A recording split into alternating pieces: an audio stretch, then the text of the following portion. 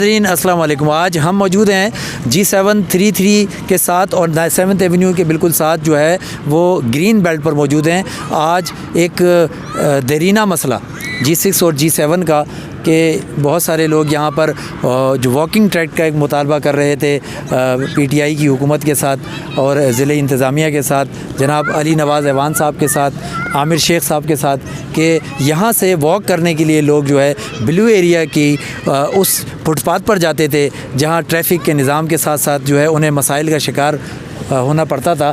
आज ये एक मसला हल होने जा रहा है। यहाँ एक वॉकिंग ट्रैक तैयार हो रहा है और इंशाअल्लाह जल्द ही ये वॉकिंग ट्रैक तैयार हो जाएगा। G7 और G6 के लोगों के लिए एक सेहतमंद एक्टिविटी शुरू हो रही है। हमारे दरमियान जनाब सीनियर रहनुमा PTI के जनाब आमिर शेख साहब मौजूद हैं जो कि G733 और G7 के एक नामवर शख्सियत भी हैं।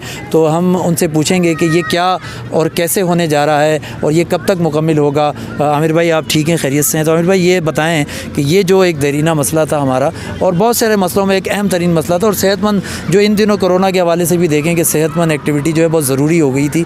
तो ये जो वॉकिंग ट्रैक है ये अब कब तक मुकम्मिल होगा, किस तरह से होगा और क्या इसमें मज़ीद अमेंडमेंट होगी, यहाँ कोई झूले या कोई पार्क की शेप दी जाएगी इसको?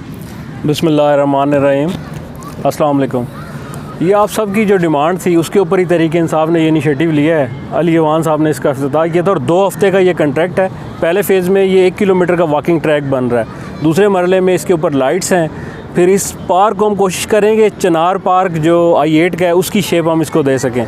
तो यहाँ पे प्लांटेशन कर रहे हैं दूसरे मरले में।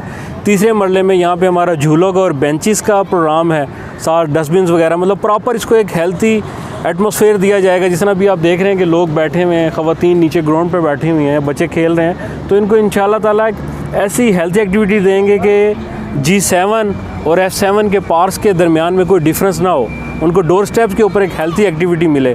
तो इंशाल्लाह ताला ये 2 वीक्स का प्रोजेक्ट है हमारा। तो महीने के बाद इस पार्क की शक्ल इंशाल्लाह ताला आपको बिल्कुल डिफरेंट नज़र आएगी।